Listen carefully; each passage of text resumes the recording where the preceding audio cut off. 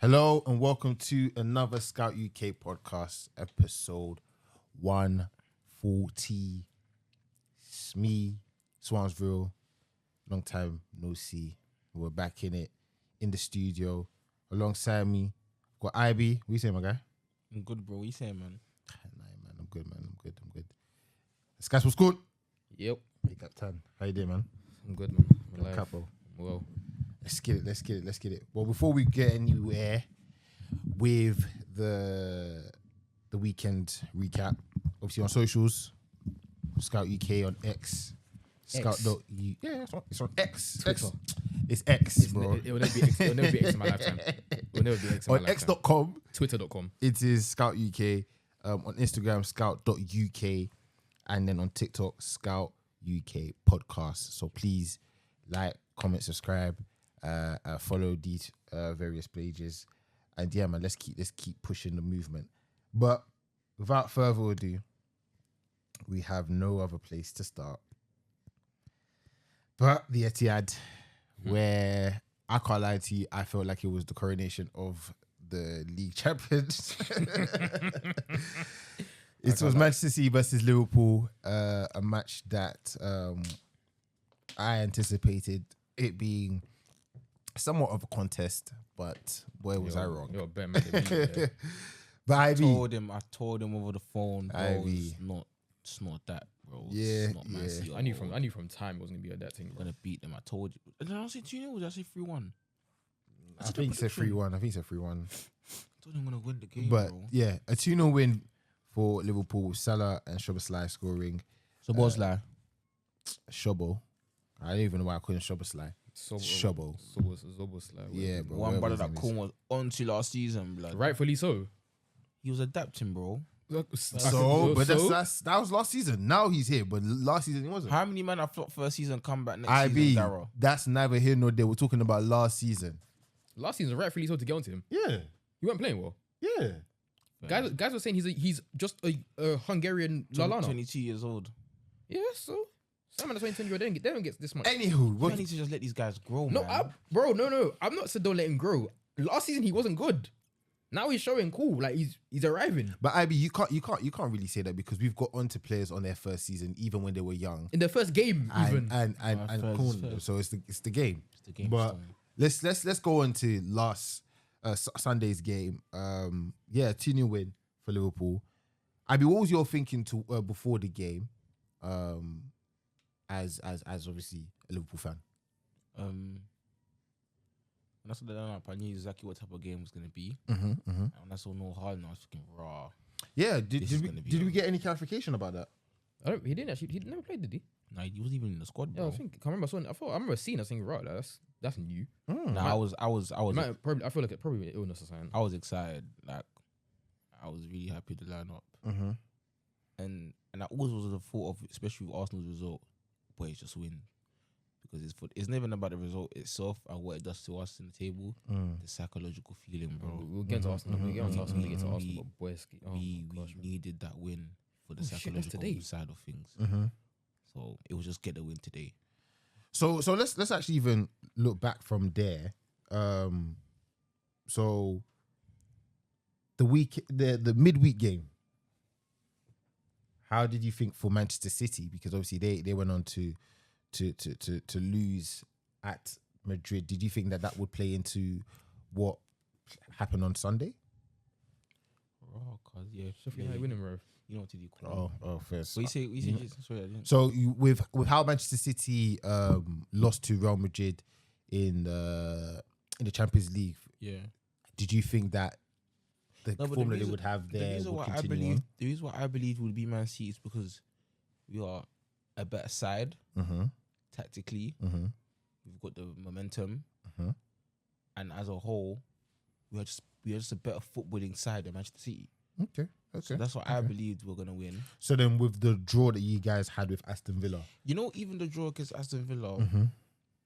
like people say it's a dip. Obviously, it's not good results, but the game itself, look at the Nunes chance. He scores 3-2. We go home. The draws that we've been having is our own doings. So I wasn't Okay. really too like stressed. Mhm. And plus, Did I say you man will struggle that game? What, in the Villa game? Yeah, I think I said. Did I not tell you the Villa game will be a draw and we'll I beat think, City? Yeah, I think he said. I think he told said you. of all the games of the next three games. I think he said Villa would have been the shaky one. Yeah, I knew Villa Park at night time is never going to be an easy game. Plus, Jason, like, look at Arsenal, bro. Yeah, no. So it's like- I'm just solely So I was talking never- about how you guys were playing, not Easy. nothing. Yeah, No, because obviously you would think the results that we've had recently right. is kind of a dip in it, Yeah. and we've been kind of dropping points. Let's be real. Okay, With a proper title race, we would have been as comfortable position that we're in. okay, So that's why I wasn't really too fussed about the draws fair enough. going into the Man City game. Well, obviously you started off strong. Let's get into the game. You started off strong with the first goal coming in at what time was it? 13th or 13th minute. So prior to that, what was your thinking of the game? How did you see prior to the first goal going in? How did I feel? Yeah, like how was the game going? How did you? No, Man City started off well, Yeah, I'm gonna yeah. lie to you, they had the ball. Mm-hmm. They started off really well. Hey, Doku was putting But- Trent in a hospital, fam. Oh my god, how did he miss that? But you know what it is, yeah. I was like, oh, Melia again. Nah, it was more like, okay, boys, 1-0, but you're not really always gonna be guaranteed in it. So you're not really settled at 1-0. As an away team in a Yeah. big game, you're not gonna be calm. So obviously, you the mentality is go and kill them. So that's what it was more like. Right. Every counter attack, kill them. Right. So that's why I thought I want to win 1-0. Okay. So then now you go in there and it's like, okay, cool. Did you ever feel at any point prior to the second goal coming in that Manchester City were Come back? gonna come back? No, I never thought that. I never thought that Man City were gonna Even even through score. even with the Mamouche. I never offside thought that goal? Man City were gonna score yesterday. Oh wow. Because I saw so many tactical changes within the game that I knew that Man City having the ball is what we want them to have. Okay, so talk me through the We changes.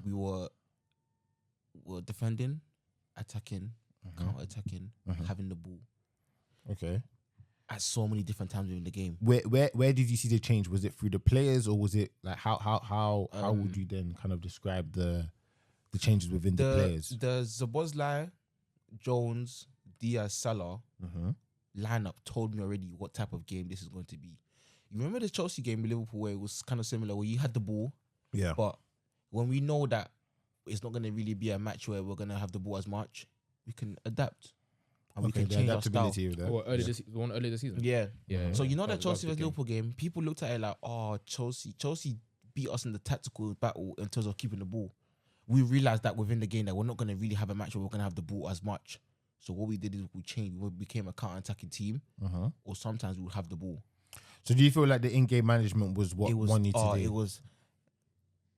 Yeah. No, the in-game management from Slot was superb. But Yeah. I believe that we played how he wanted us to play. Okay. So not having the ball as much as we did, not being ball dominant. not being ball dominant, Right. but Man City did not. The only threat was Doku, but even when Doku would do his chingings, he's moving half because then he's crossing it. But Kanate is cleaning up, Van Dijk's cleaning up. Okay.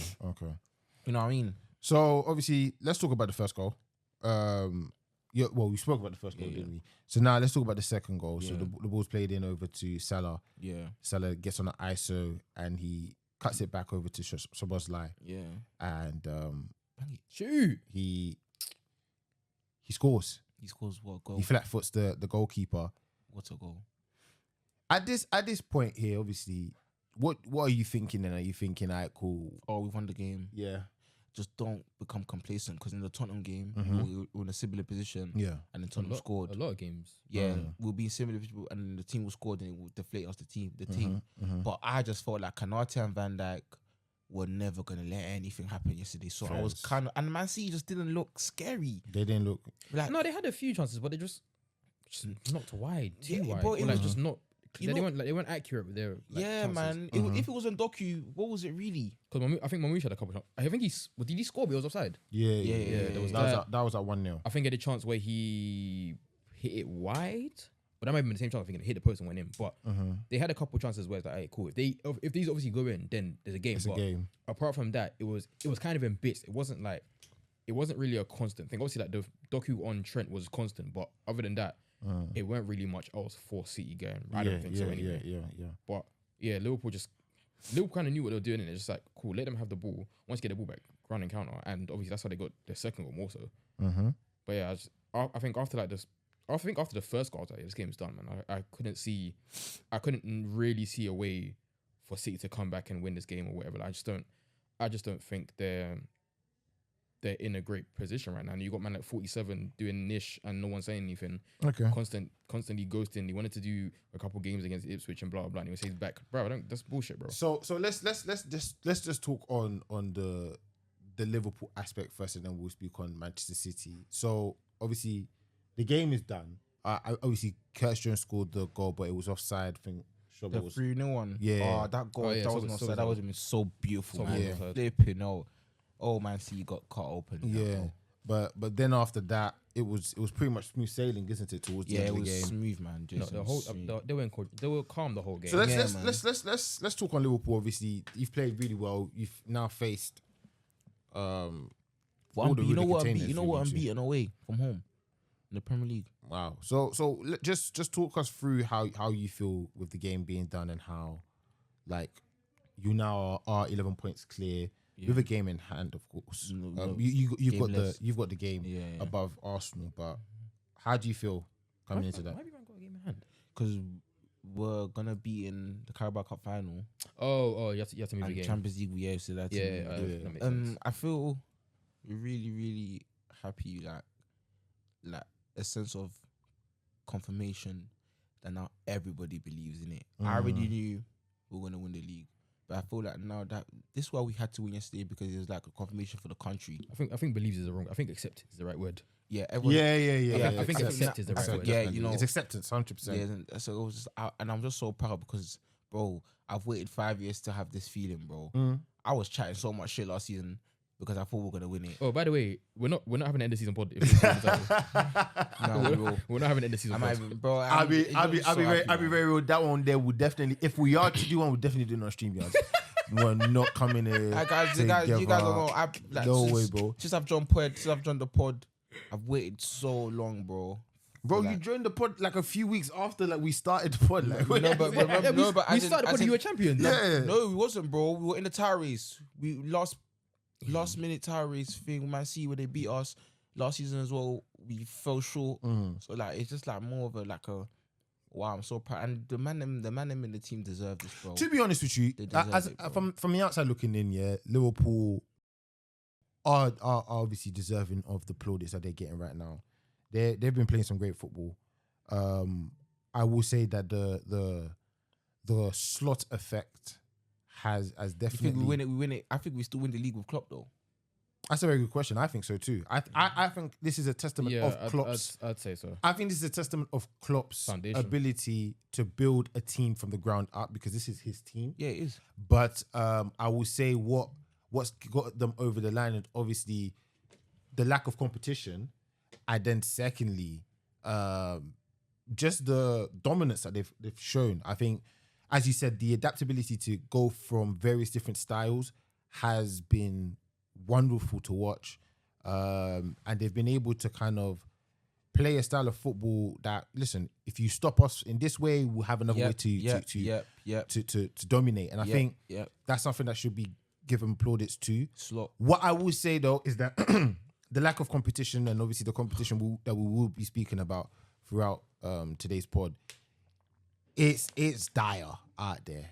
It's dire out there. Like even like their closest rival is losing games at home. So Nobody else really wants it. yeah, they haven't, and you know, people will say about injuries and stuff like that. But listen, at the end of the day, you face who's out there, and yeah, I can't lie to you. I think it's a foregone conclusion. Liverpool have won the league, in my opinion. If they are to lose the league from this point, it would be even more shambolic than how It'll be the worst ever. Yeah. No, It would be This will be worse. horrible. This But will I be don't worse. foresee it happening. I think you guys know, are I too think far and we have too to consistent. Yeah. I think that's the thing that a lot of people need to really take in with this side, is that the consistency is what is pushing them to win this league. Because I think, all in all, like, we all go into games when Liverpool are playing and wish that they lose. We're not necessarily seeing them being like rocky to the point where like, oh right, they can actually lose this one. I think more time. apart from Villa midweek, really and truly. But I don't think so. I still felt like even within the midweek game, like it was. But remember, I don't remember the 2-2 Fulham when we had 10 men. Robertson got sent off in the first half. Yep, true. We still should have won that game. True. We should have won that game, bro. There's various points where you can say like the quality, and I think a lot needs to be definitely said to Slot and his flex. But then some of the players have literally matured. Obviously we've spoken a lot about Gavin Birch and all that. Gakpo has played very well. McAllister has shown a new level in my opinion, because he's kind of like an unsung hero in this regard, because you know he's just doing a lot of the dirty work, a lot of the things that people don't necessarily see or the stats may see, but he's playing really well. And I can't even lie to you, man. There's nothing more that I can really say. But yeah, man. Let's throw the season in the bin, man. Let's throw the season in the bin, 100%. But let's talk about Manchester City, and then we could definitely talk about some players that we need to kind of put a light on. But Manchester City, I can't lie to you. I don't know. Is this the end of the cycle? Yes, absolutely. Because KDB looked shot. Yeah, like, he looked very, very shot. Obviously, I can't remember if Gundogan playing or not. But obviously, you have Gundogan, another player you brought back that has looked washed. I think you know what though. I think Edison's on his injury. I think Edison injured or dropped? Didn't he play on Sunday? On Sunday? No, it was Ortega and goal. Was it? Edison, it was Edison, bro. It was Ortega. Oh, was it Edison? Oh, sure, it was Ortega, you know. But yeah, are you watching the last season game or something? Nah, so, you know what? It's his number that confused me for some reason. I saw 31. I think Ortega for some reason. Because why is your number one keeper not 31? But then again, I was just fucking 22 or whatever Onana is. Like, so, but yeah, like Edison hasn't really been great this season either when he's been in sticks. Yeah. Obviously Foden has not shown up in many cases, especially in the bigger games. He has not shown up in the slightest. Yeah. Savinho I'll give some leeway because he's first season, whatever. Cool. Marmoush has kind of showed up in a few games. Like Marmoush showing promise, but it's not enough. I like him. I like good. the look of him. I think he's pretty good. I think he's somebody that definitely can, if Pep gets his hands on correctly, he will kind of mold him into an attacking piece that is able to go across the front line and is able to provide results and stats. I think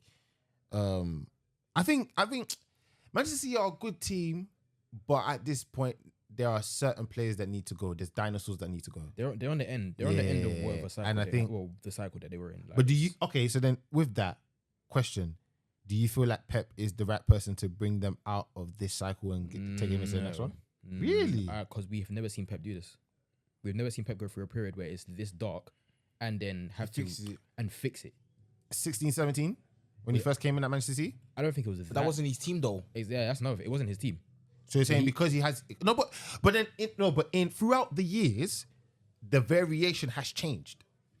I think the only consistent players that have been there from the very beginning, I would say, was KDB. But you know what you guys say? The team is so broken in terms of the players, they can't even have an overhaul where they sell every single man. Because I'm even looking at Foden like he's washed. I'm even looking at man like who else? I don't think Doku will ever be this guy that we think he is. No, but I think obviously that Nico Gonzalez, that CDM they caught from Porto, didn't do niche yesterday. He doesn't even look scary. Yeah, but that's not. This is like what he's. That midfield of Man City, even Bernardo Silva. I don't think Bernardo Silva will ever be Bernardo Silva again. So that midfield, they need to fix up the whole thing, and I don't think they will do that this summer. I think Gonzalez is. City will be back, but I just don't know when. Yeah, but okay. I think Gonzalez was harsh because this is like his second of his third game. He could that custom of you as well getting muted, bro. Again, another young G that's quite unproven. I guess what City are doing, they're actually looking to do the whole reboot thing because obviously Marmoush is like 25. Yeah. Kustanov is like in his 20s, early 20s. Well, Kustanov is never gonna slap in the league, bro. You never know. He's young. Come on, bro. He's young. He's new to. Where did he? I don't know where they even. You know what's crazy? Ivy has just made himself a hypocrite because, bro, we were just talking about Shovel Slide, bro. Shovel. No, but Kustanov, even he's high at that, bro. So Ivy, we were talking about Shovel saying like this in guy the is Premier not. League, you think that physique you're gonna slap, bro? No, but you never know. He's a young centre. You can never really say. Wait, so are these guys that he's signing for? Like even Ruben Diaz, he's young. What's happened I to don't think him? he's. No, but I don't think he's no, but that there's young. He's bro. their captain though. No, but there's experience. There's a difference. and even he's looking like he's finished. I think really and truly. You know, Man City need to fix the defense and the midfield. No, IB. Yeah, but I think they're doing that. I think Gonzalez new signing done that. Marmoush new signing done that. Kusanov done that. It's Gonzalez not starting when Rodri's back though. But that's the thing, IB. I think you need to understand. Yeah, but no, you can't build. You can't literally. It's not FIFA. You can't just sell all of these man and then get new players in like that. And like you have to do it in So small the Man doses. City won't be back next season then.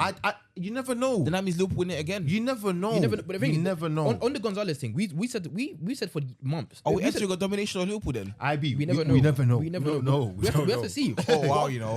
On the Gonzalez thing, we talked for years that City in the back of Rodri. They've got a back of Rodri now. He doesn't have to play all the time, but if Rodri's going to be out or needs a rest, Yeah, but it's they true. got someone to back him up. They needed that, and they've got it now with Gonzalez. Okay. So it's true. what are we to expect for the rest of the season for Manchester City? Nothing great. I think Man City will still lose more games. Okay. I think they might sneak. I think they might sneak top four. Do you see them top 4 or? That's Across, you have to go across though, my guy. Yeah. I think they sneak a top 4 because I see You know who that is, Jason? No, I don't Solomon. care. I don't care. I see Thing dropping out of the top 4. Forest. Obviously Arsenal won't drop out, but they clearly don't want to win the league. Who's? I'll see you 4th or 5th. I can get the what's it called, the table. But I see for you, I see Forest dropping out, and making space for somebody else. Okay. Newcastle are I think 5th or 6th. Okay. So out of them and City, So the standings right now is Liverpool first, Arsenal second, Forest, Manchester City are 4th. But right behind them, level on points, but just less on goal difference, is Newcastle, who on 44, Bournemouth on 43, and Chelsea on 43. the way things are going, I think Newcastle and City get 3rd and 4th. I think the way things are, it depends on how much and how badly City lose over the next few games. I do think they can get 3rd. I'll be real. I don't know. I can't. I don't think it's a foregone conclusion. I think. I think there's so many. There's so much football to play. There's still a lot left. And I think with a lot of these teams, they'll be facing each other as well. So I foresee this going down to the wire. I don't know where or how, but I see it going down the wire. But it's a shame because I think Manchester City, for all its worth, last season, we thought it was kind of impossible for them to come back, but they did. And now, you know, it's over. But I think it's time for them to rebuild. I feel like it's time for them to restructure. Maybe it takes a couple seasons for them to get back to norm. But I think this is a good time for them. I think it's a time where now they can actually fully rebuild and let go of the old dinosaurs like the KDBs and stuff like that, and just rebuild organically, and provide the next era of dominance for themselves. Because I think Manchester City will always be a powerhouse as long as they've got the money and they have the best coach in the world. And that's it, really. But yeah, it depends on how long Pep stays for, bro. Let's now move over to the other side of Manchester. But hey, wow, it was Liverpool versus Manchester City. It was Everton versus Manchester United, and that's our next game that we'll be talking about. A 2-2 draw at Goodison Park, with Beto scoring the first goal, Doucouré scoring the second for Everton. Then Bruno with a wonderful free kick, in my opinion. It was actually very nice. And then Ugarte with a half volley to get the equaliser. Last minute, you know, jitters at the end with a VAR claim of a penalty. Shout out Ashley Young, can't lie to you. And that is the greatest diver in Premier League history. But I want to see we may have a debate there about that particular issue. But let's talk about the game in general. I'm half and half of that with Ashley Young, because after seeing it again, I was like, maybe it wasn't actually. Okay. But, so listen, cool. I would like to. I haven't been here. Haven't seen y'all. I haven't spoken to y'all in a while. I've tried to listen to the pod, but you know, hey. Did you even talk about the game last week? Let's just talk about. I don't think I speak about everything. Like I keep saying to these man, with United now. Yeah, let's just go. The situation isn't even the games anymore. It's just everything surrounding it now. Okay, even with today. So today, you know, on Monday the 24th, they came out and said They're reducing more they're costs they're making 150 to 200 again. in the club. We've already done about 200. And then also with the food arrangements and stuff like that. Bro. Like, what's going on? I got a problem with food though. Yeah, like, what's going on, man? Broski, Sir James Ratcliffe, what a terrible, terrible human being you are. Because Fair enough. and the thing is, it's you and it's your people. Like what your business has done, and also the Glazers. So obviously, it's annoying how to keep them as ownership, but everything always leads back to ownership. The ownership is fucking horrible, and everyone is everyone's actually just a fool. Like, if you wanted to use Man United as a money grabbing thing, wouldn't you put effort into making the club better so you can actually rinse money out of it? Instead, you're doing dumbness, letting the club go to shit, but you're taking your parts out of the club to then do XYZ. So obviously we've got about 200 people already left the club, and about another 150 to 200 more, maybe even more than that, leaving. Food situation changed, so apparently only the first team are getting hot food and red. They've cut people's wages down. I don't know if they have or they've tried to, but they've tried to, whichever one it is, they've tried to cut down the salary for the Man United Foundation, for the Disability Foundation, for the Ex-Players Foundation. They're cutting so much costs. And I can't remember what today. I didn't even try to find it, but there was something they're trying to cut down and it's only going to save about $1 million a year. So, and then, there's even another thing with the whole sacking Ten Hag and then bringing Amorim and sacking Asher and blah, blah. We, like idiots, gave Ten Hag another year in his contract, extended the contract. Then it took about 10 mil to sack him. Then there's about another 10 plus mil to bring in Amorim. It was like, I can't remember how much to bring in Ashworth. I've probably run between 8 and 10. Oh yeah, because you guys took him from Newcastle, isn't it? Then about 4 months later, sack him again. That run is back in like so I don't understand the process and what we're doing. I don't understand the process in what I don't understand the quote unquote business minded set that these men are trying to run, because you're not making stupid decisions and you're taking out on everybody else instead of taking out on the, like, most of this is I say half of it's on 90% of it's in Glazer, 10% on Ineos, because most of it happened before, like pre-Ineos, with all the like stupid fees we keep keeping players, the stupid fees we keep sending on for players, stupid salaries we keep paying for players. Who's that? I was gonna say Rob Holding.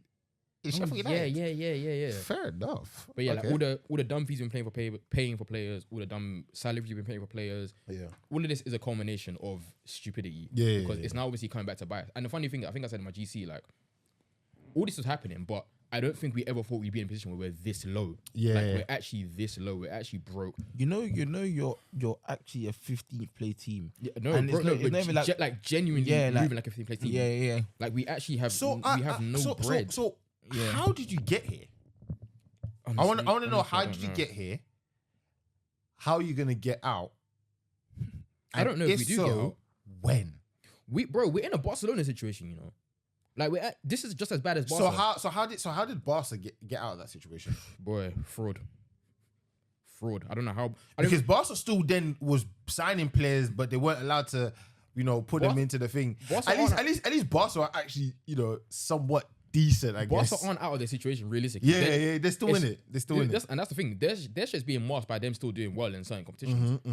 They're still in a bad situation. They're more or less relying on their youth to actually pull them out. Because Yamal's always done well. There's another kid that's done well, and they're just using what they have essentially to bring them back up. They're using their academy and using the quality that they've really got. And to be fair, it doesn't even seem far fetched, because a part of our history is based on having youth players and bringing them to the club and red. But I won't lie to you. We're in too bad of a situation. I think we're in too bad of a situation to have to rely on it so much. But at the same time, we have nothing to play. We only have our safety to play for. And to be fair, lucky for us, Leicester, Ipswich, and Southampton are awful. Poor. Like, if they weren't so bad, it'd be a genuine, like, you men can actually get relegated. We can finish 16th, probably finish 7th. Well, 17th is safe, yeah. Those two positions. I think West Ham are 11 points over us. Wolves are about 6 points below us. I can't remember what it is. But those three at the bottom are at the bottom for a reason. They're actually terrible. But us, we're in a dire situation where it's just like, I don't know where we go from here. I don't know how we get out. I don't know what next season looks like, because we're poor.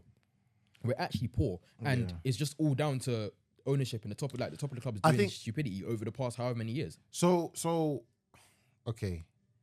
So if you are going to get out of this situation, do you believe that Amarin, especially I'm just solely talking about the football. Do you see Amarin being the person that can provide the solution? Because in my opinion, I look at how he is managing at the or coaching. In my opinion, But you know what it is? he's not doing the key. He's not doing anything. But bro, I asked you. I remember, bro. Why do we think Man United are gonna be back, bro? Like, No, it's not. It's not that we think that Manchester United are going to be back. We're just trying to figure out how they could get back to where they once were. I don't think they will ever be that again, though. Okay. Yeah, you could say something about you guys. You remember 30 years ago in the league title. But you're talking about waiting 30 years. Okay, fair. No, I'm not saying so, but you went 30 years without winning the league title. No one really thought that no one really thought you win the league title. Yeah, if we're talking the access of 30 years, then fair, isn't it? Like football cycles are real, like. But then, okay, I don't think because Okay. you guys have been. Let's keep it real. Shit for 10 years, 11 years now actually. 2015. Yeah, Oh, so like 12 bro. years. 12 years. So Since Fergie left, we've been in a decline, but it's never been. This is absolutely the worst it's ever been. But I don't think Liverpool, even in you guys haven't been in a title race, like a serious title race. But Ivy, you weren't in a serious title Yes, we race. was. We had 08-09 when we were in the title Exactly. race. When was the last time prior to that? 13-14. No, prior to 08. Before 08. When was the last time you was in the I title feel like race? even in 2002, 2003, you could see we were in and around because we finished third. We were in and around, so you could feel within the season you could feel that Liverpool could win the league. But then we've even never then, thought that Man United, though. it was like 5 years. Then Yeah, it's always been 5 years. There's never been like 10 plus years of Liverpool not ever being in and around the big prizes. Okay. Man United have not ever been in and around the big prizes seriously for 12 years now, and I don't see it happening for another 8 years. So it'll be 20 years. I don't really know where we go from here because like That's why I asked, will you man ever be? I don't think you man will ever be, because if we're gonna be real, yeah. Most guys my age don't know the real Man United. What we actually know when it comes to Man United is nonsense. I know the room. Yeah, you old heads, you man know the. Man said old heads. Don't do that. Don't do that. What, should I start revealing ages or something? We're 26. Is that even an old heads, bro? No, we're not old. I'm not 26 yet. No, we're not old, mate. You are though. 26 is not old. You can't say 26 is old. But in terms of like cool football, yeah, Bro, you man saw like 26 Ashley is- Young at Man United. You saw Ashley Young at Manchester United. At a grown up age. If you said Villa, cool, I hear it. We didn't even see it at growing up. If it was in school. Bro, well, you know what I was when Ashley Young was at Man United. All right, cool. How old are you? But I was doing year 3, bro. Nah, right, there's no way. Like, bro, I was primary school them days, bro. Bro, the last time I won the league title, For you about to be in secondary school when Ashley Young.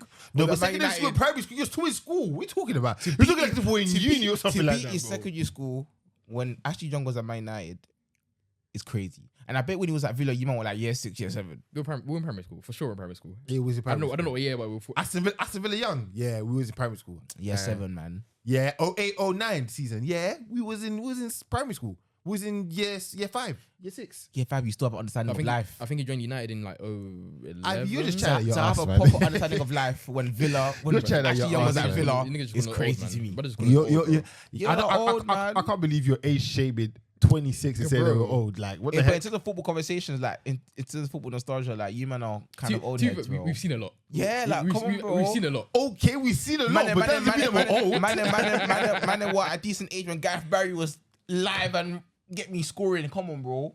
Decent age, we was like 10 years old. What are we talking about? was in What year- are we he was in- talking about? he was No, in year- wait, hold he on, was in hold year on. 8 year nine Hold when on, Gareth Barry was still around. Ivy. He was in year 8. Ivy, when you're talking about knowledge of the game of football, yeah, you can only really say it from probably, I'd say, from probably like 16 onwards. When we were 16, that was like 2015 time. So like, not really. That's not really, fair enough. that like, I think like to have watched football, to have watched the game with an understanding of the game fully, you got to be within your late teens for you to really understand it. Like, I don't think it's a thing of like, I agree. you being at 10 years old and you're 10 years old and you're watching the game. Yes, I remember it, but I didn't really understand the game of football the way I did at 16. Come on, no way. But let's talk about Everton really and truly. David Moyes, a guy that I actually saw when I was when we was young as well. Bro. He's restored the feeling, man. I can't even lie to you. They look good. he first half they looked good. I think second half we were actually better. yeah. But first half they were really, After the 60th minute. But I'll be very real. No, it was a good response from Man United. They should have won. No, we started second half better, and then it got to a point where we were actually doing a lot better than the first. Fernandes the first really 50 said, you know minutes. what, I'm going to do something about this. Yeah, but that's an issue. Bruno and Dorgu probably the only two highlights in that match. Like other than that, everyone else, Casemiro shocking, Onana shocking, the Lakes shocking, Maguire shocking, Dalot shocking. I'm even trying to think who else even played, bro. Garnacho did well when he came on. Yeah, Garnacho had decent, but then again, as I keep saying, that's man's an impact sub. Yeah. You bring him off the bench and he actually works off the bench rather than starting. So obviously, let's go back to to the boys' appreciation though. What have you seen? Obviously, since him coming back, they've been on top form. They're out of the relegation zone. I think they're above you guys, or I think they're 12th. Yeah, like they're in a position where now it seems like they're gonna stay up and they're going to be here for they're gonna be in the Premier League with their new stadium. But like honestly, with what David Moyes has done, and now looking back at his career in terms of his time at Everton, obviously the small stint that he was at Manchester United is something that maybe he was a bit too big for his boots. Way too big. Way too big. But then coming back from that and then going to West Ham, winning a European trophy with West Ham, being back and forth as well because he was there. Then I think he even went to like Real Sociedad as well. Then he came back to West Ham as well. Like he's really had he came back to West Ham to win the Conference League. But yeah, you know what's crazy? Like I look back at David Moyes now. I was seeing like a picture of him back in like the 08s and stuff like that, and like how he made Everton like a formidable team, a team that was well respected. You know, in the top 5 or 6. Like they even played Champions League football one year as well. Like they qualified for Champions League football. At some point he was the youngest Premier League manager. Yeah. And I think now he's the oldest. Like and it's crazy. And I feel like for David Moyes, he has a style of football. It wins games. It gets points. And I think Everton are executing it perfectly. He's obviously getting great play he's back at home. from some of the players that were kind of out, was on their way out, really and truly, in terms of like Beto. Beto's got Decore looks like he's back to his Watford days. Like it just seems like everything. Decore is good under no, as well. No, not to say that he wasn't, but I feel like just the overall environment and atmosphere at Goodison Park at the moment, it seems like everything's on the up. Now, my question is, with them heading into a new era and going into a new stadium and all this type of stuff there, do they try and implement a new style? Do they go young? Do they go fresh? Or do they continue David Moyes' style of football and stay this way? Depends on what works in it. I feel like easy thing with Moyes is that because they respect him so much, it's easier for you to play for him because he's a club legend essentially. Yeah. So he's done a lot for them. It's easier when you've got someone that you respect, rather than with us, it's more or less someone that's very new to the game. And I would say, no, but that's the fear though, because if Moyes could get Everton feeling this jumpy and get them, not in the best position, but somewhat you can see an idea, then what's really the excuse for Amorim? Bro, the only person that could come back to rebuild Man United is Sir Alex. But there's no manager who can come back and be like, this is why I have a fear towards Amorim, because it's like you haven't really even. Well, cool. Do you feel like what he's showing is promising? No. So that raises the question that I'm answering everyone, because when you're in a shit situation that Man United are in, I'm not saying Man United will be. We expect Amorim to make Man United top 4. Right. But we didn't be this bad. But I'm not saying that you can't be 10th, but you're showing signs of There has to be some sort of provision where you're like, you know what, this is something that I can hold my hand on. And you ask this question: would Ten Hag have been in this position with Man United? If Ten Hag had stayed, would he be in this position? Would he have been in this position? If he had stayed, yeah. If he had stayed, it was on that track. I think if he had stayed, it would be on that track. So you're telling me that he would have continued the same thing that he's going through right now? When you sacked Ten Hag, where were you? I think we were in the top 10. Guarantee we're in the top 10. Actually, were we 10th? I can't remember where we were. But it wasn't this low. It definitely wasn't this low behind. And do you feel like with Ten Hag, he was dealt with a bad hand, given how bad the team is right now. I think he had a hand in the bad hand Okay, because these are his players. Like this is this is his squad. this is still his squad. Yeah, And like we all to be fair, we all had like reservations on guys like De Ligt, Ugarte, Hoyland, Hoyland as well. Xerxes. We had reservations on almost everyone he signed, especially this season in particular. I think it was only Euro that we were like, alright, cool. There's a player there. I know there's definitely potential with Euro, but the rest of them was a bit like, I don't know. Like Xerxes, I didn't understand. De Ligt, I understand the idea because we need another centre back, but I didn't really understand the signing itself. I guess because it was cheap, but out of favour at Bayern, wasn't really good at Juve. So just like we're doing the Arsenal thing when they go and buy wash players from City and flipping Chelsea. Like it just didn't make much sense. And then now we're obviously seeing that. I guess with De Ligt, he's had up and downs, but a lot of his downs have been very, very bad. Saturday was a big example of a very bad down. Maguire as well, terrible game for the two of them. But the money that we spent is the money we spent on these players. We shouldn't. Recruitment as well. Like, Recruitment's been shit he's for in charge. time. He's in charge, bro. Recruitment's been shit for years and years. It just looks 10 times worse now because of where we Why are. did you think that De Ligt was gonna do well at United? I thought it'd be alright. But Jason, he's had two Juventus Bayern Munich careers. Yeah, both did shoddy. They were not to what they expected. Nothing to write I home. thought- You might know that you're already might be alright. you might know that you're already shit as it is, and you have a known thing that you ruin, guys. Why did you think that you were gonna bro? Just buying out of favorite player. Like to be fair, like I'm starting to warm up. But to that's Xerxes a just little. right in the 10. That's the thing. I'm starting to warm up to Xerxes now because I feel like he looks good in 10. It's just another case of where we just don't have connectors around him. If it makes sense. Because when I see I saw him, that Hoyland has 2 Premier League goals this season. yeah, bro, 2 Premier League. He has 2 goals. I'm pretty sure 2 goals in I think about 16 games. Garnacho, oh no, Hoyland hasn't scored in 16 games. I think it is. I saw Garnacho hasn't scored in 19 games. I saw a stat that Wan-Bissaka's got 2 goals and 2 assists, and Hoyland's got 2 goals and nothing else. no assists. It's crazy, but I think okay. So is it finished for Manchester United? Are you guys finished? For a good period, for a very good period of time. I don't this Yeah. 2028 project they want to try and do is not that nothing's gonna come of it, bro. Because it's 2025. You have 3 years to properly rebuild and make us something. Bro, I in don't- 2021, we thought that you guys were gonna be this team now. No. 2021. Yeah, bro. Do you okay, cool. If No. my man I wanna weren't ask a question. wronging. I want to ask a question. So, like, speaking on that, like, that's a very good topic. I think looking back at that season and looking back at the beginning of that season, obviously when you guys smashed up Leeds and everything, how did you get from there to here in what 4 or 5 years? Money spent. Obviously, certain man had to go for obvious reasons. That can burn in hell, bro. For all I care. But yeah, he had to go. But that's the issue with just like, bro, if he just wasn't such a dirty bastard, our attack wouldn't even be much of an issue. But alright, cool.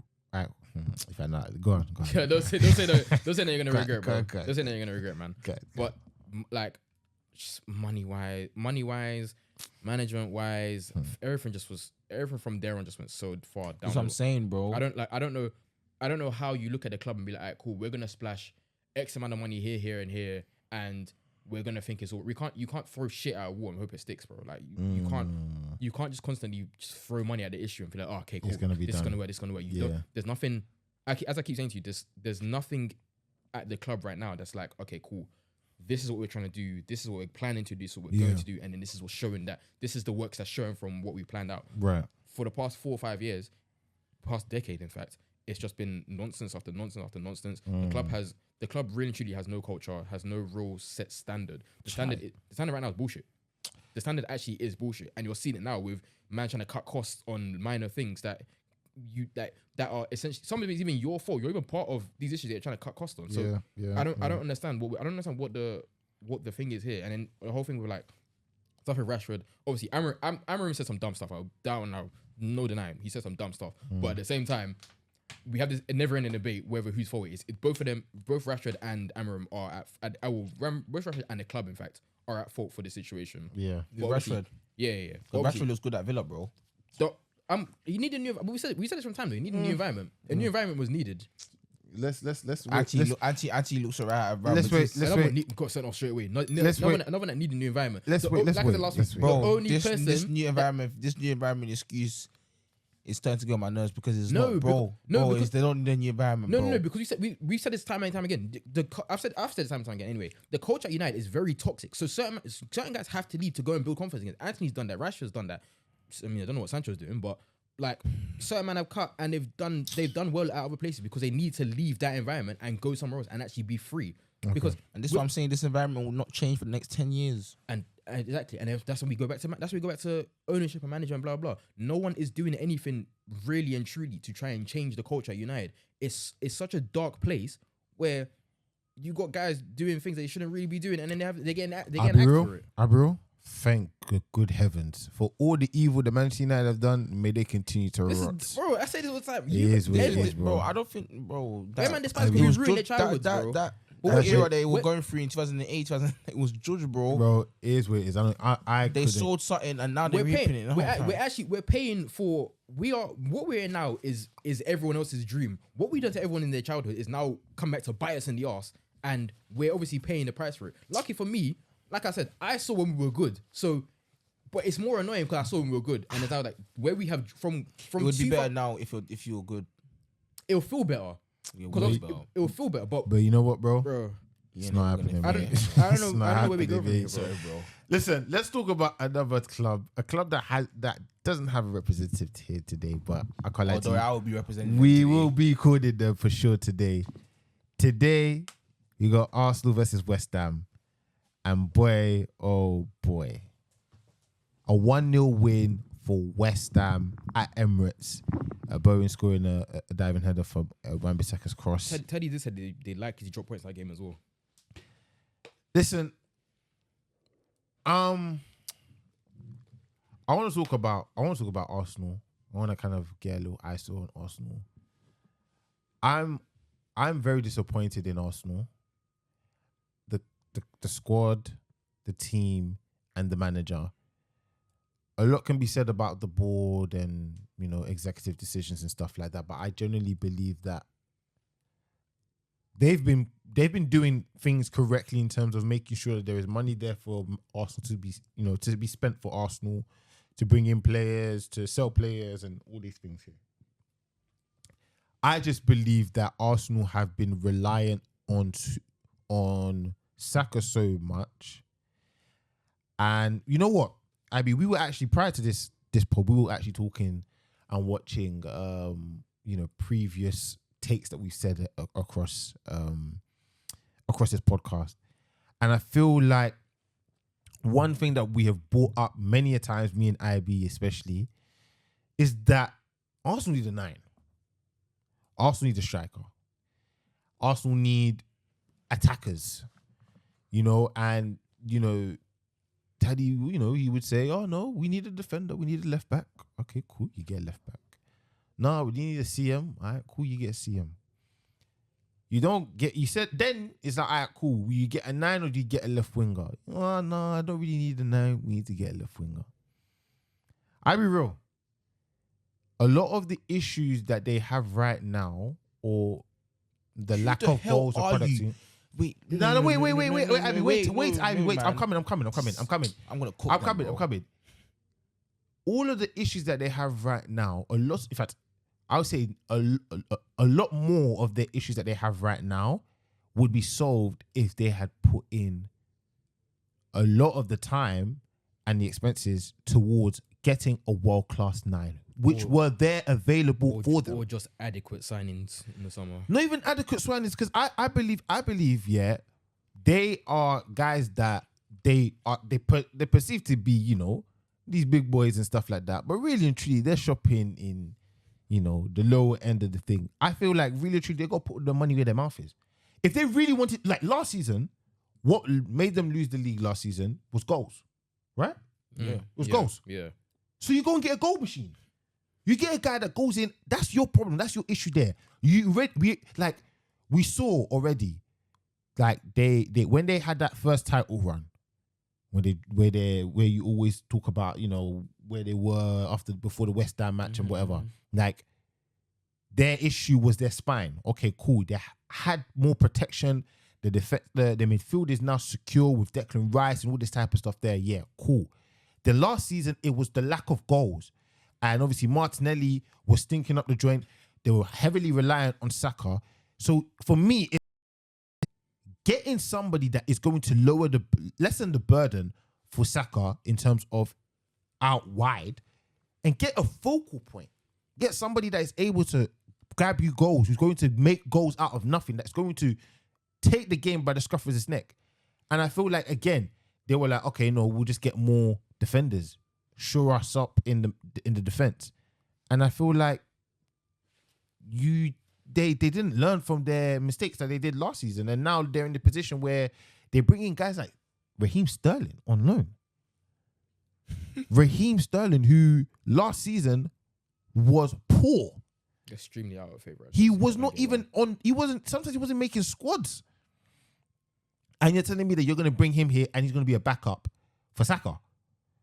You then continue to have Martinelli play at a standard that you know isn't his standard. This is Martinelli. The person that he is right now, the player that he is right now is Martinelli. He's a guy that's going to get you a few goals here and there, but more time he's not going to be appealing. Then you go and get Havertz. And I don't even know what you want to make out of Havertz, but that's what you get. And then now this season, you then go and get Mikel Moreno was this season, wasn't it? Bro. Yeah, like 2008, 2009, 2010, Chelsea won the league with DJ Drogba. Arsenal, Man United had Tevez, Rooney, these guys here. Man City, with the notorious Man City that we know, had the Agueros, these guys here. They even had Tevez as well, Who the bro. hell do you think you are that you will win the Premier League without a 9? yeah. And you're telling me that you don't need a striker, bro. IB, Who won the league without a 9? you man, Firmino was a 9 though. he wasn't a 9. No, but there's difference though. No. Sure, we're Liverpool, Firmino man. wasn't a 9. We do No, things but- differently. Yeah, out here. yeah, but you can't say that and then be like, oh, cool, because Yeah, but Salah Mane though. yeah, but they was Saka and Martinelli were not. No, but they will say that. But They'll when say that. Yeah. you realize it's not working, then you go and get the 9, Exactly. bro. No, Because Fez, when we clocked that Fez. Firmino was declining, we went and got Jota. Fairs. Because you get what I'm saying? their case is different. So we actually fixed it, bro. As much as Yes. Firmino wasn't their main goal scorer, he was still an outlet. And you know he what? was still providing for the rest of the yeah. Exactly. They don't have nothing. They thought that Gabriel Jesus was that guy, and he was in the first season, but it didn't work. So you do something else. And you know what it is? Yeah. You know what it is, yeah. Like, bro, they are literally a 9 away from even starting to challenge in the Champions League, bro. And they knew that from I the believe end so of too. and now it's not gonna happen. Because now other people need 9s, bro. Yeah. Chelsea are now yeah. looking like they need a 9. Liverpool look like they need a 9. Yeah. And these guys are looking more and more And they're attractive. more appealing They're than more- Arsenal So now right it's now. like yeah. now it's like, bro, like Well, what are you gonna do I mean, now? not Chelsea, not want Chelsea. more appealing Nah, than Arsenal. Not Chelsea. Brother, when I can slap you 300k on your wages, bro, you're taking me in. Yeah, but the thing is, it's also, where am I going to be playing? Am I going to be playing in the Champions League? Because that's a conversation we just had, like, Isak, yeah? We've had the conversation where if Isak is available for whatever amount this coming summer, who is he going to look at? The only appeal in the league is Liverpool. I told him this. He's telling me nah. That's the- I said dependent on how the season ends, yeah, I think for me, if Newcastle are in the Champions League, He stays. he stays. If Newcastle are in the Europa League, maybe there is a thing where it's like, okay, cool. Maybe I may leave, I may not. But I will only leave if I'm going up. If they don't make Europe, he's definitely leaving. That's what I'll say. But If Liverpool don't go after Isak in the summer, bro. That's up to your owners. you get what I'm saying, bro. But again, I'm talking. Let's go back to Arsenal. Like, Isak is there available. You go and get him. You do whatever it takes to break the bank to go and get a guy like that. That's the type of quality that you need, where you could even scrap your left side. Yeah. You've got Saka there and you've got Isak there. You're cooked. You're cooking. And whether you like it or not, Martinelli will just score. He will get a lot of assists because Isak is scoring. Yeah. He will you will feed off the focal point, even if you're not of the quality of Saka. Bro, momentum, you will still, bro. You yeah, wanna just you will back it. you will still find some stuff where it's like, okay, you know what, cool. I'm actually gonna feed off some crumbs, and I feel like they don't do that at all, and it's poor. But let's actually talk about some of the players. Taddy actually said that we should talk about the players. Taddy actually wants to rival into these players. But I think there's been a conversation that we've had in our group chat about Declan Rice, and how he played on Saturday, saying that because he played against Manchester City, against West Ham, he kind of was overthinking it. What was you saying, Gordon, about Declan Rice's performance against Manchester City? You can see. Jesus, I have to keep saying City. West Ham. I think Taddy was more so on the thing that he feels like Rice is still too like attached to West Ham, and it, like I guess there's reason. I guess there's obviously a reason to be attached to West Ham because he only just left 2 seasons ago. He obviously won a title for them. He was a captain. Well, won a competition for them. Yeah, their captain. Blah blah. And then, but just my thing is like, as like a footballer, I think once you leave, you have to sooner or later just like forget it. Especially no, but I think in Rice's case he has to because they boo him all the time. No, but they boo him because it's clear they don't respect him anymore because he left. He needs to let go of that thing. Like I think you guys look at guys like robots. I think in some cases, yeah. I think you guys look at footballers like robots and don't understand that there are sentiments that are very valuable to you. But that's fine. You have a sentiment. But listen, you need to put that aside at some point. Declan Rice got released by Chelsea.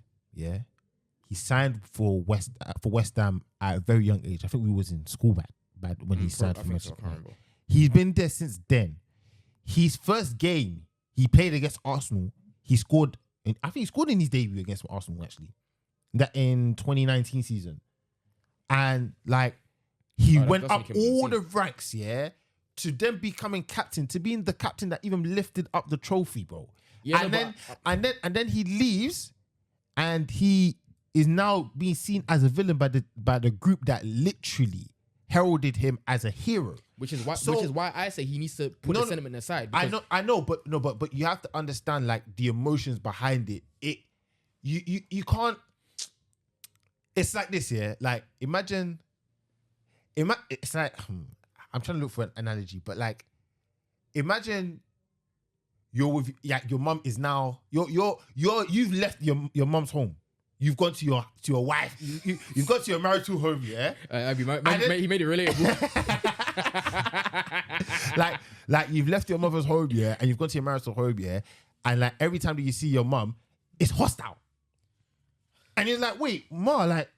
You're my mother. I made it relatable. Yeah, like you're my mum. Like, why are you acting like as if I'm not your son? But like, you've left the home, so I can't look after you the way I did. So with that, yeah, the psychological side of things, even though you're doing things as you are, it's like, damn, like these you know me, like you know that this was just a business transaction, but you are actually now looking at me as if I'm some devil, like or somebody that isn't worthy of your praise. And of course, yes, that's football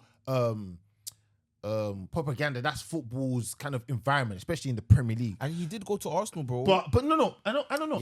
And he put it on himself. But I feel like you have to also understand, like, with these things here, you can't disattach yourself from certain clubs, like especially how you were raised into the game and all that stuff. It's not so much disassociate, but at a certain point, you have to be like, all right, cool. Like I'm at Arsenal. I've got to. Especially when I come against West Ham again, I have to put this aside and be like, cool, I need to like, I'm doing my job here. As much as the club raised me and blah blah, I'm now doing my job. I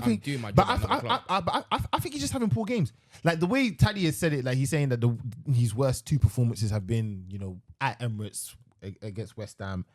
But like hearing Saliba the stinker as well. But I think we're being a bit too harsh, and also we're expecting footballers to just be robots, because really and truly that is not something that I can, even myself, like as I said, like even to make it relatable, like imagine that being your situation where you're at a place where you felt like it was home and it's now being a place where it's like it's hostile. Yeah.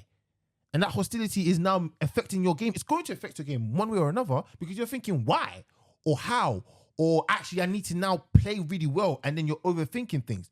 Like, but that's we're humans. Yeah, no, The emotions is what make the game the greatest, because all of those things and more. And obviously people will be like, oh well, certain players like Adebayor scored against his former clubs all the time, but obviously you leave on a sour taste. But you don't have the level of attachment that Declan Rice had in terms of coming up from the academy all the way up to being the captain of this club, to then winning the first trophy in however many years with this club. Bro, there's gonna be some attachment to it. There's gonna be a way of I've got no rule I've got no rule bad taste to it. It's just like, obviously certain things you just have to be like, cool. Yeah. I'm somewhere new.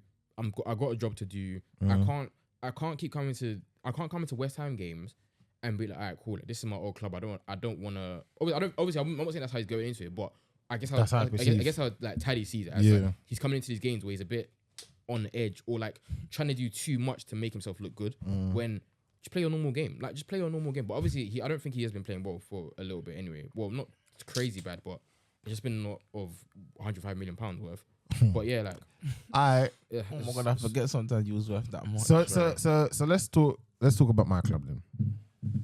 Aston Villa versus Chelsea. Oh, no, we didn't cook Odegaard. We didn't cook Odegaard.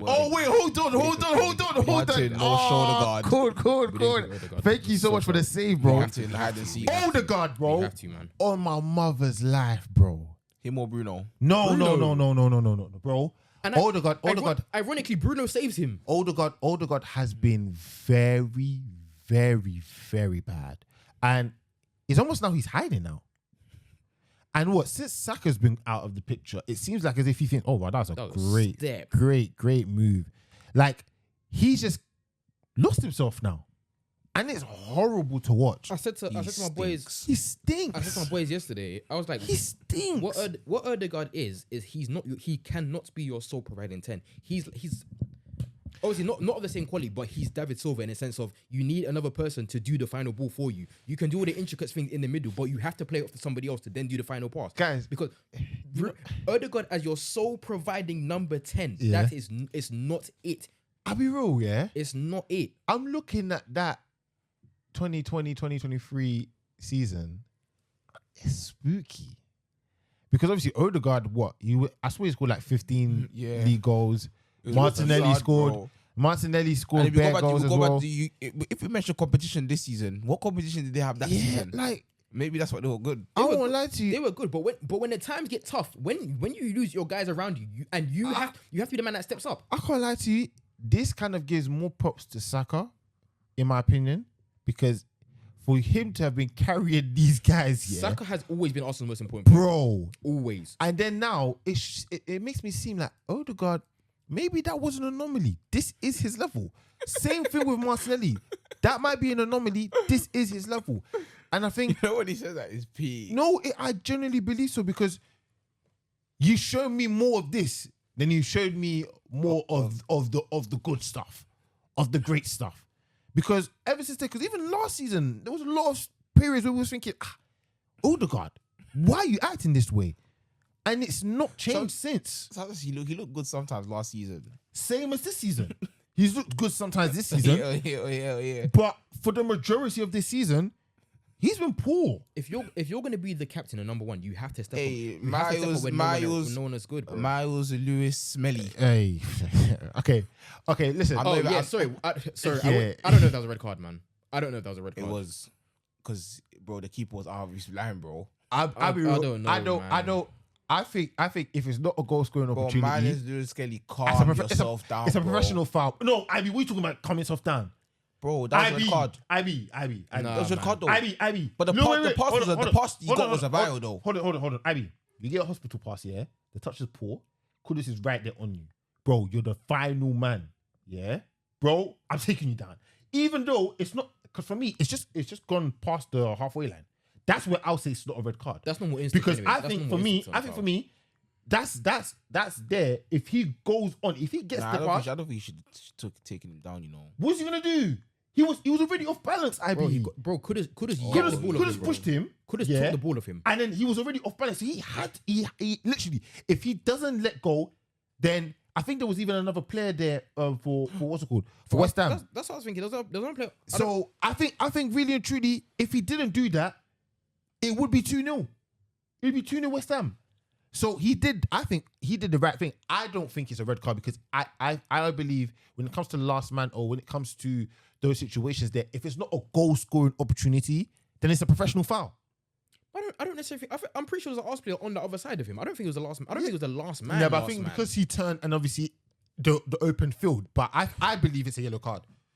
But I then also believe that red card was kind of to do with his reputation that's currently going on, which bullshit, man. which I believe is definitely bullshit. But I feel like they're trying to now perceive him as this naughty boy that is just, you know, a rascal or something like that. Lewis Kelly. Yeah. No, Lewis Kelly's he's a he's a young G personality, bro. Oh, great strike. He's a good player. No, bro. he's a good player, but I think He got to the top. I But think they're trying to build up an agenda. I think the they are trying to build up an people agenda. in the media. 100%. But you know they are though. The way they 100%. villainize him is just weird. That's bro. it. I think it's just so weird how they That's villainize it. him because he's a kid. I don't really give a shit about whether you're a kid and you got attitude, bro. Now with me, if it's you- just anything Arsenal. I don't fuck with it. So that's my only it boss. is.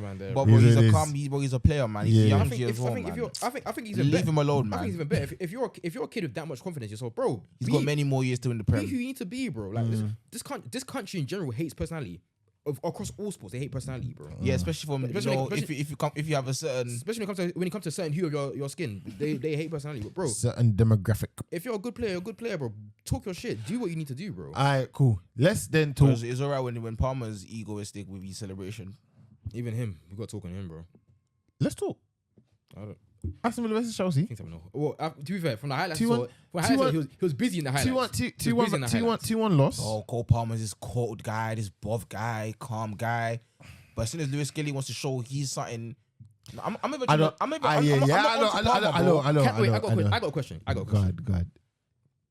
Can Cole Palmer carry Chelsea the way Saka carried Arsenal? Yeah. We saw that last Actually, season. no, we can't because We saw that Saka last went season. Saka went tower race though. Last No, day. but he Saka's carry job went tower race. No. He has. No, he But hasn't, you know, though. but you know what though? He hasn't, though. But you know what though? He hasn't. He also wait. Saka also had the best defense with him. Or top 2 defense alongside him. So as much as yes, he carried them on the offensive end, on the defensive end, he had guys, he had a full set back four and a goalkeeper who were top quality.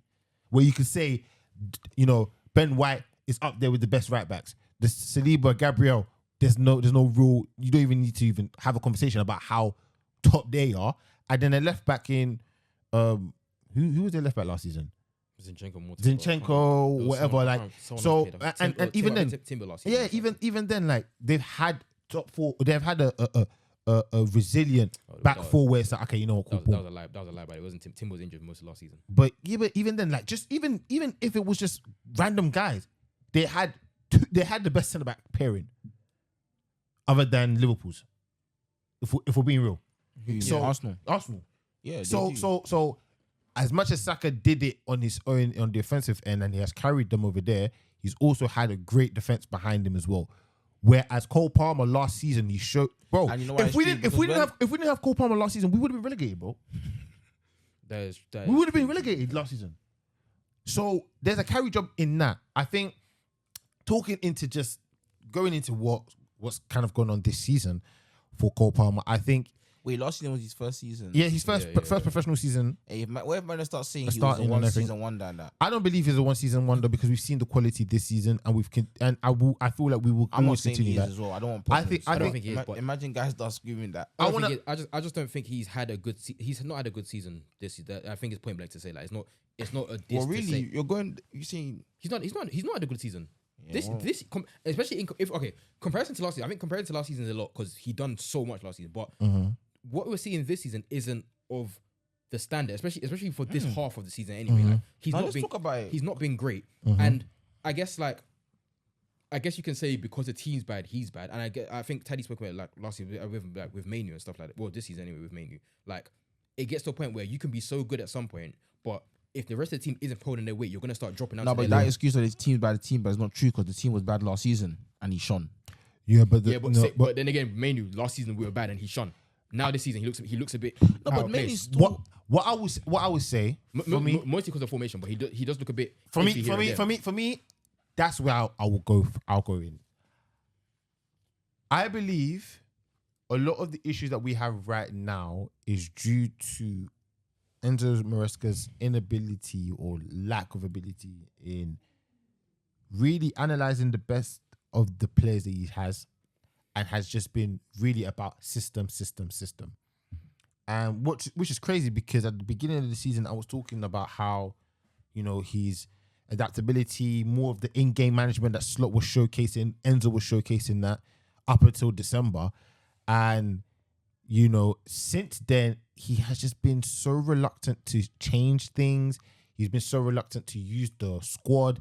He's been so reluctant to do a lot of the things that got him the plaudits at the beginning of the season. And this is where, I entitled this as a rant, because I believe a lot of what we're going through right now is solely on two sets of people, the coaches and the board. The players are shit. Well, some of the players are not of the quality that we need or that is necessary for us to go into the ambitions that we've wanted to do this season, which was being in around the title race somewhat, but more so top 4 finish. And I feel like when it comes to Chelsea at the moment, we are just in a place where with all the money that we spent, we still look dire, we still look weak, we still look like we need more players. And we've spent how many? We spent like 1.1 billion. We spent a lot. We spent so much money since we spent a lot of money for a team Todd Bowley and his team have come in, and we don't look any better than we did when Roman Abramovich had to sell the club. I think we even look worse than we did when Roman Abramovich had to sell the club. And it's a shame because we spent a lot of money on good quality players, but we spent a lot of money on some shit players too. And we've now also spent a lot of money on players and now having to loan them out instead of actually looking at the hub where this is Chelsea, a standard, a place where regardless of what was going on, we're in and around the trophy hunt every single season. Like under Abramovich, there was no more than 2 years that we had a trophy drought. And we've been with these lot for what, 2 years, maybe going into 3 or maybe even 4, and we still haven't won anything. Can't have been that long, bro. They sold in 2022, 2022 or 2023. I think so. I can't remember. So it's like it's been 2 years, minimum 2 years, yeah, and we have not looked anywhere closer to being a top side, and we spent so much money. And the quality that we've had on paper have not come into fruition in this thing. And I believe when we speak about Cole Palmer, when we speak about what's going on the pitch, I heavily blame it on Enzo. I think he hasn't provided an opportunity for Cole Palmer to... I feel like, listen, Cole Palmer is showcasing that he's struggling right now in the middle in terms of the setup where teams are at him. They are putting 2 guys on him in the central midfield where he's playing in the camp. Stick him on the right. Have him change. Because last season, a lot of the damage that he was doing was on the right hand side. That's what kept Noni Madueke on the bench. He would cut in and he would showcase his talent from there. I believe also the lack of getting a striker. Like how we go into a season where Nicholas Jackson and Mark Guehi is or whatever his name is from Barcelona. Where even is that guy anyway? He's injured. Oh, I swear. And Nico Jackson's injured as well. So we don't have a senior striker. Because I don't know where you playing. How can we have spent £1 billion and not have a senior striker? Not a senior striker. IB, you speak about how we've grown up watching all these players. We saw Drogba. We saw Torres. We saw Anelka. We saw even Kalu. We saw Maluda. Costa. We saw Costa. We saw Morata. We saw Demba Ba. We saw Samuel Eto'o. We saw strikers. We only have one recognized striker, and that's Nico Jackson. That Mark guy, and even then, he's not even a striker in my opinion. He's a winger. He's an attacker. He's a forward. He's not a striker. And for us to have spent that much money on that, it's poor mismanagement. Poor mismanagement.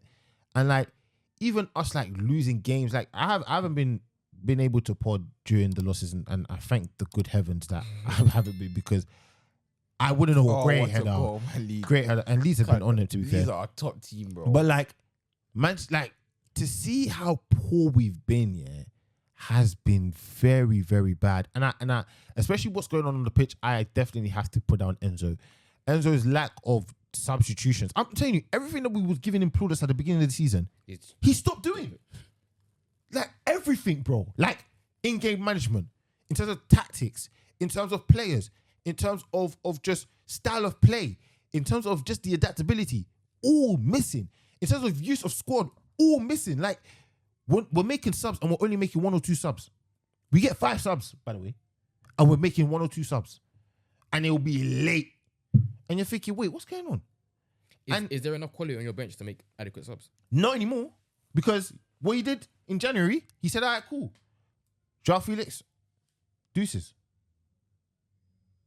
Like, okay, cool. You may not fancy the brother, but you also have to look at the squad and be like, if Cole Palmer gets injured this season and he's out for the season, what am I going to do? I don't know what you do. Because what if God forbid, if Cole Palmer gets injured right now, our season's done. Even for a month. Our season is done. So why would you take away? And listen, don't get me wrong. Joao Felix has his poor tendencies, his stuff that he doesn't do. He can dilly-dally on the ball and all that stuff. Yeah, but like, there's quality there. And if there's quality, let's make sure that quality stays. Like in Nkunku, I won't lie to you, I don't even know where the brother has gone. But to put him up front when he's clearly not a striker, dog. Yeah, what but are you where's he doing? playing? Because what is he? He's a false 9. He's a cam. He was doing that over at Leipzig. He was doing that even at PSG. He's not a winger. Why are you putting him a wing? He's definitely not a winger. Jadon Sancho. I don't see him as a striker. Jadon bloody Sancho. Yeah, that's your business, not mine. I mean, Just by the end, all I see, bring my 25 mil, bro. I don't know. It's an obligation. It's an obligation. It's an obligation. You're lying. You have to buy him at the end of the season. That is your problem. You're lying. Why do you think I've been so calm? That's your problem. Wait, hold on. Obligation? Obligation. Nah. Search out. Bro, it's a 25 mil. Search Bro, it it's up. an obligation. Mother's life will keep him. Who am I thinking obligation, bro? It's not obligation. It's an option. It's an obligation. It's an option. 100%. It's an obligation. If you finish above 14, you give us money depending on where you finish. I think the max is 25. But so yeah, Jadon Sancho's obligation to buy Chelsea is 20 mil plus performance based add-ons. Triggered if Chelsea finished in the top 14 of the 24-25 season. Jesus So he is your problem. So we have Jadon Sancho prior to the season. After the season. After the season, you have Sancho. That is your issue. But you know, you man don't learn because you're going to do the same thing with Garnacho. Hey, So you like this. Hey, I'll be real, yeah? I'll be very, very real. I will happily, like, withdraw my connection with Chelsea Football Club. I swear to you, bro. Because I'll be real, yeah? There are games that, like, like, since being, marriage and all that stuff, yeah? Marriage. Bro, the love of football has dwindled like exponentially, like, bro, like to the point where you're thinking, "Rah, am I a Chelsea fan?" And that's simply because we're just shit. That's how I feel about United. We're shit, and I don't know where we're gonna go from here. But I won't lie to you, as long as we're not as shit as you, I don't think you will be. I'm good. Regardless of how poorly you've seen, regardless of how poorly you see Chelsea, you won't be as bad as we are right now. Our situation is completely like bad in comparison to Speaking on your situation. Oh my gosh. Speaking on your situation, hey, yeah. man, what kind of touch is that, man? Speaking on your situation, yeah. Marcus Rashford for Aston Villa. We didn't even speak about the game, but Aston Villa 1-2-1. Asensio, Rashford scoring. Oh, well, Asensio scoring Good team twice. Rashford assisting twice. Good 2-man step. Yeah, Very cutbacks. Good, very good 2-man step. Good man. That's offside anyway. What do you think, man? What do you think of Rashford and how he started? Obviously, he played against Ipswich. Did he play a game before that as well? I can't remember, but I think Tottenham? No, but that's FA Cup. But yeah, one of the games he didn't get an assist, but it was the free kick that Watkins. Yeah. More power to him, innit? If he does well, he does well. I've never hated Rashford. I've never really hated Rashford. Yeah. I've obviously seen and read and talked about with certain people about issues and blah blah. So my thing was obviously he needs to cut for the greater good for his own mental health. He needs to leave and go and do whatever. There's obviously clearly a player in there, but then again, nobody should come and gaslight me. The same thing I said about Sancho. Don't come and gaslight me. There's a good period of time where he just wasn't playing well. Yeah. So him leaving isn't like, it's not even like it was it didn't come out of the blue. Yeah. I said to these man last week, the FA Cup final, he was crying because he thought that was his last game. He was meant to leave because of whatever reason he was meant to leave. Mm-hmm. So there's obviously still a player in there. It's just that it wasn't there for us for a period of time. For him to now leave, go somewhere else and do this, it's whatever in it. Like it's just whatever. You go do your job somewhere else. You can play well. They've got a 40 mil option. I think if he continues how he is, I think they activate that 40 mil. I don't really see a reason not to. I think he adds a lot to their team as well anyway.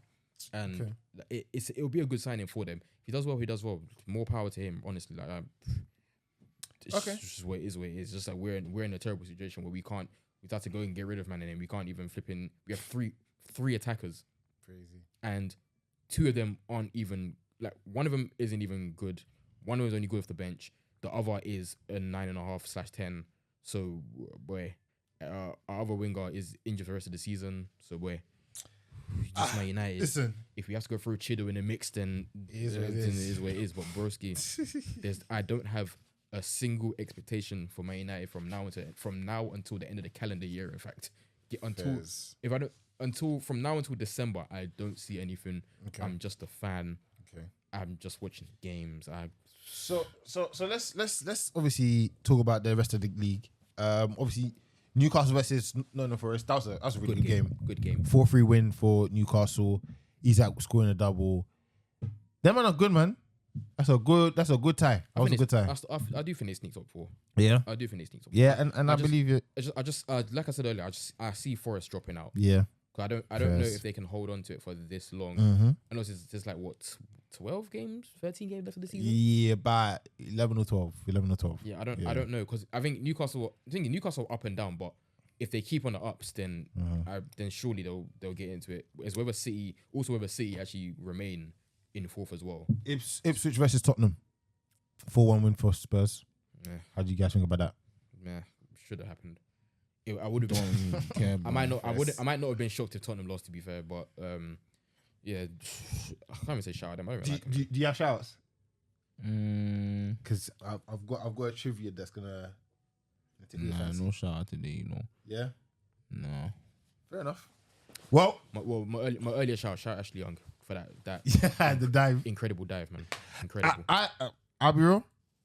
I think the reason why it got taken away was because of his reputation. It was and the dive as well. It was the gymnastics. He was anticipating the contact because the contact was there. No, he got the contact. It's just the way he flopped himself about it.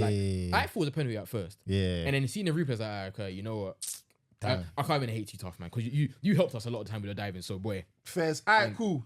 So this week's trivia, shout outs to ChatGPT. You're dumb. But I was thinking to myself, okay, let's try and make something interesting, because obviously, you know, it's nice to have some games at the end. So this topic is your favorite club's key moments from 2015 to 2025. But these are things that are not like, not obvious. They're not obvious. Can you name the other team's one as well if you know it?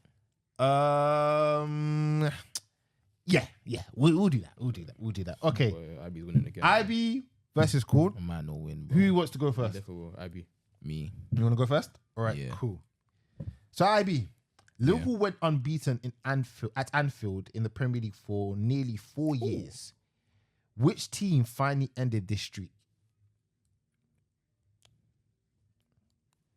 I won't lie to you. You're on a timer. 2015 onwards. Yeah. But the nearly 4 years. So the period was from 2017 2000. to 2021. Oh, Leeds. Incorrect. That bro, the unbeaten streak got unbeaten at home Yeah, streak. they're beaten. They ended their streak just in general. Oh, I know who it was. Wait, you can't say it. I don't. I'm thinking of a club. I don't know if it's the right I one. know who it What was. was it? Okay, incorrect. Okay, it's Can not. I Go on. Burnley? It was Burnley. It was And the Burnley. goal was scored by Ashley Barnes. Yes, it It was. was a penalty as well. But you were incorrect there. You did a guy. What season was that? Oh, That so was I 2021. didn't get it. No, you didn't get it. Because you said thing. Oh. Incorrect. Okay, cool. Corn.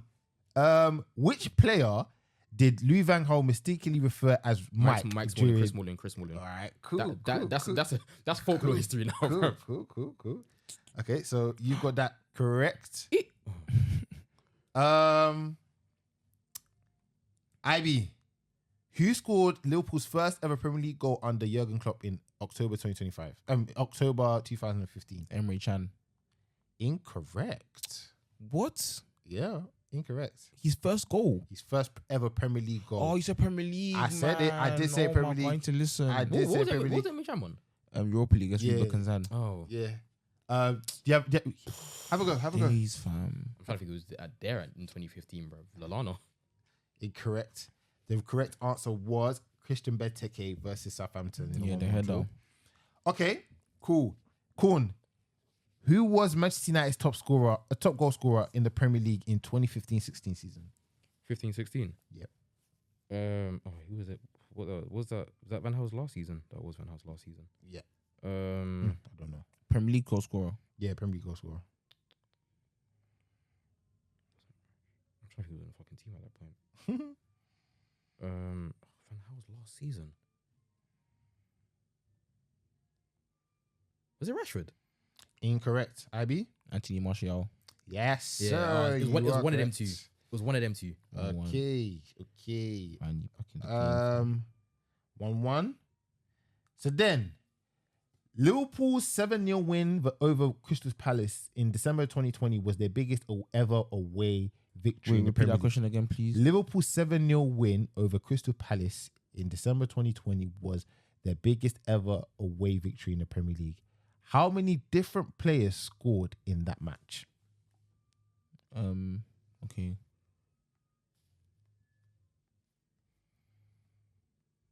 5. Okay, bonus point if you tell me the players. Firmino, Mm-hmm. Mane, Mm-hmm. Salah, Mm-hmm. Minamino, Mm-hmm. and Mino. oh my god,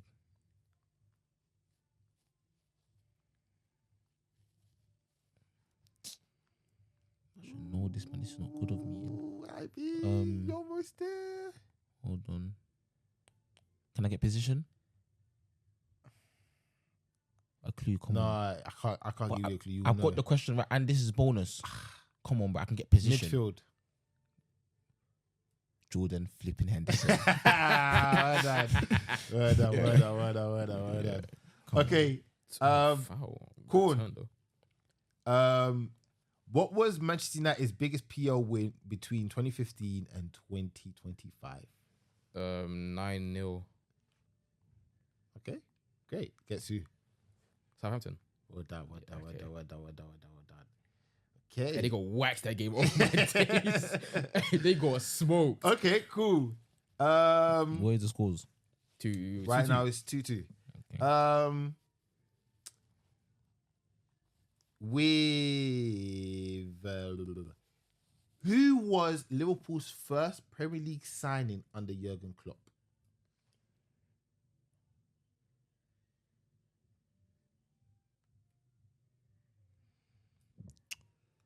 My days. Yeah, they're playing a banger. First Dog. signing. These are playing a banger. I should can't even hear it. Take one of your off. These are playing a banger. Oh my days, man. It's someone that we're never gonna expect in it. Was it Yeah. Ruben? Was it Clavan? No, that was January saying no.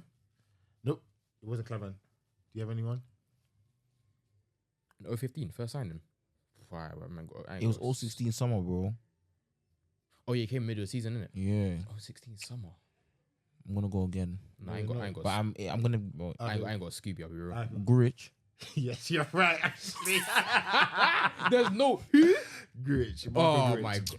Yeah. See, man. Okay, cool. Who was the last person to wear the number 7 shirt for Manchester United before Cristiano Ronaldo came back? Cavani. Well done. Because I remember they stripped him of that number ASAP. Yep. Okay. Bada boom. IB. Liverpool broke the transfer record for a defender when signing Virgil van Dijk in January 2018. Who previously held that record For Liverpool Nah, general. in general? as the highest paid defender, Yeah. Oh, I know who it is. Harry Maguire. Yeah. Incorrect. Was it not? High paid defender. Before January 2018. It's a Liverpool thing now. How would I tell you about a Manchester United player? Go on. So it was a Liverpool player, Yes, it was a Liverpool player. but he didn't say that Oh, though. wait, you asked it. No. I asked that. You said general. No, as in, no, not that Liverpool signed, but somebody that paid for Liverpool. But that's neither here nor there. Nah, I've got to answer it again then. Okay, answer it. The question. The wording Okay, is a bit weird. okay. I'll So no. the player that previously held that record played for Liverpool, but he did not sign for Liverpool. Okay, cool. Nah, I get it. Oh my gosh, they've done it again. They've done it Oh again. my god. They've done it again. They've done it again. 2 weeks in a row. Oh my god. Hey, these leads, man. 2 weeks in a row. Come on. What the How can you timer? play for Liverpool and not sign though? IB, is this your final answer? Your question's weirding. Okay. Do you have anyone in mind? That played for Liverpool. Yes. Highest fee defender that played Prior- for Liverpool yeah. prior to Van Dijk But didn't play for Liverpool. He didn't sign for Liverpool, but he played for Liverpool at some point. at some point. Highest paid defender.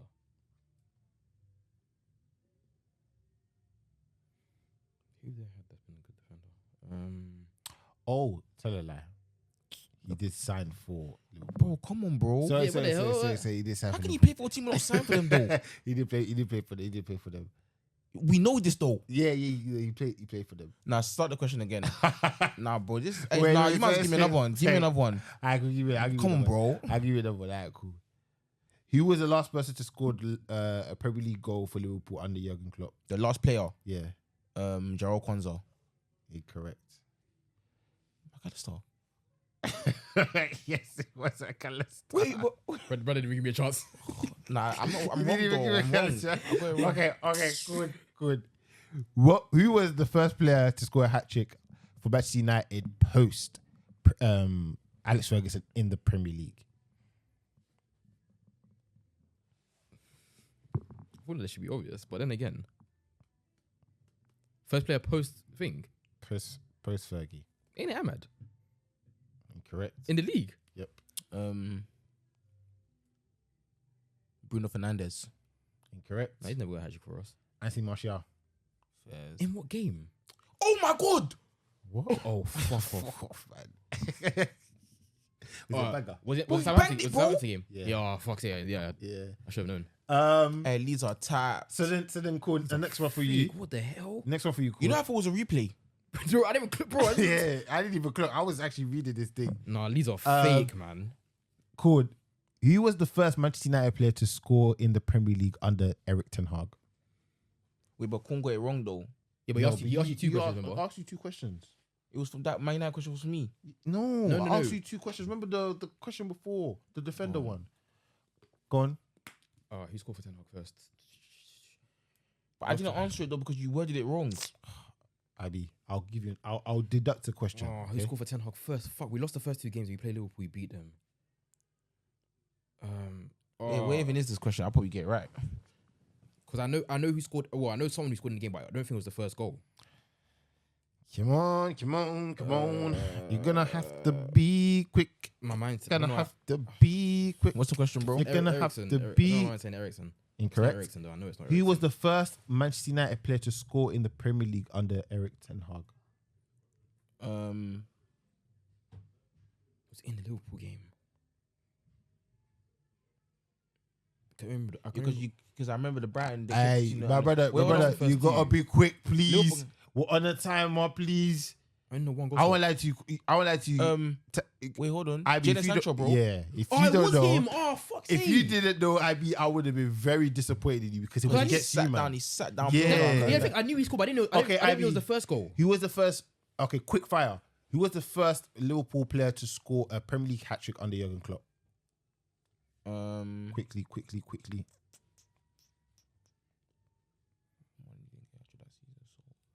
Come on. Firmino. Incorrect. You have one First actually for Liverpool for under Jurgen Klopp, first hat trick in the Premier League. Mane. No, incorrect. Divock Origi. Against Southampton. Yep. Which Manchester United player scored back-to-back Premier League in which Manchester United player scored in back-to-back Premier League Manchester derbies in 2016-17 season? 16-17. Yep. Oh fuck. 16-17. Where was I? College. Hey, yo. You're on a timer. You're on a timer. You're on a timer. You're on a timer. 16-17. Timer. I'm gonna need an answer in 5, 4, 3, I know who it is. 2. I don't remember who it is. One. I don't remember who it is. Ibrahimovic. Incorrect. Marcus Rashford. Yeah, I was gonna. That wasn't that season, bro. Yes, it was. 16-17. That's not that season. 16-17. Ibrahimovic scored in 16-17. Against Manchester City. Yes. At Old Trafford, the kick. The when they lost 2-1. I'm going to check. Let me go and check. Okay, IB. In 2021-2022 season. Rashford scored the back-to-back in 15-16, no? Is it 15-16? I'm checking. 1-0, 15-16, he scored. Zlatan Ibrahimovic scored in the 2-1 that they lost. I remember Kevin De Bruyne scored in that game as well. I might get the season wrong, though. Wait. What am I doing? You might have. It was 2-1 City, that game. They won 2-1. Zlatan Ibrahimovic scored in that game. I don't believe so, bro. In 21-22 season, Liverpool played. Oh wait, hold on. Because Ibra scored in the home fixture. Yes, bro, exactly. But I did know I'm Rashford right. score in the second in the home fixture as well? No, Let me because they lost see. 2-1. Man City won 2-1. So then maybe it's the wrong season. Henacho and De Bruyne scored. No, the second game was 0-0. Okay, so then what about 15-16? 15-16. Rashford scored. Was it both games? No, one game. I don't Ah. remember him scoring in Old Trafford. Yeah, ChatGPT set you up still. Ah. Let me see. I know more than ChatGPT. I'm dead, bro. Rashford scored in the away one. Yeah, I when they remember. won 1-0. The Di Michaelis. Yeah, I remember that one. I don't really remember that Old Trafford fixture. Yeah, you know, neither for do some I. reason. We lost early. You lost, didn't you? Ibra scored in the first. So Oh. Ibra scored 16-17. Ibra scored. Yeah, us I at know he home. did. Yes, Okay, bro. was And it then- maybe 18, maybe 17-18, but we can move on from there. 21-22 season, Liverpool played 6 goalkeepers in all competitions. Can you name me all 4 of them? 21-22. 6 of them, sorry. 6 goalkeepers. Yeah, 6 goalkeepers. Boy, can only think of 16. What's it? This is 21-22 season. Alright, cool. Name 4. You should name 4. Alisson, Uh-huh. Kelleher.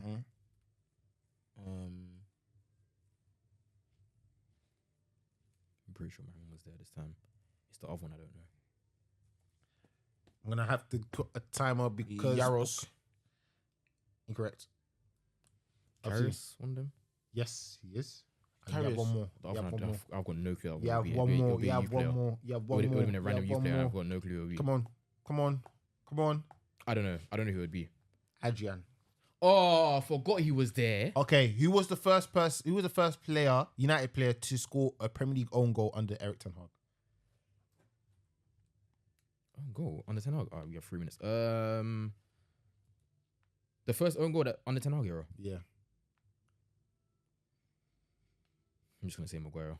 incorrect. It definitely wasn't him. Johnny Evans. Incorrect. Sandro Martinez, Brighton. First game of the season. Not Brighton, Brentford. Second game of the season. Yeah, Oh yeah. I think it was actually Brighton. Actually, It may have been Brighton. I think it was Brighton as well. Yeah. Okay. Which Liverpool former player, has scored against Liverpool in 3 different seasons from 2019 season to 2023 season? I can't hear. I didn't hear them. Which Quickly. former player scored? In fact, actually, Which one? scrap that. That question's long. We have 2 minutes, Jason. Damn. Okay, cool. Last question. Yes, both of us. Last question, both of Okay, us. last question. What is the score? Okay. I think I'm winning. Who scored the first Premier League goal in the Jose Mourinho era in Manchester United?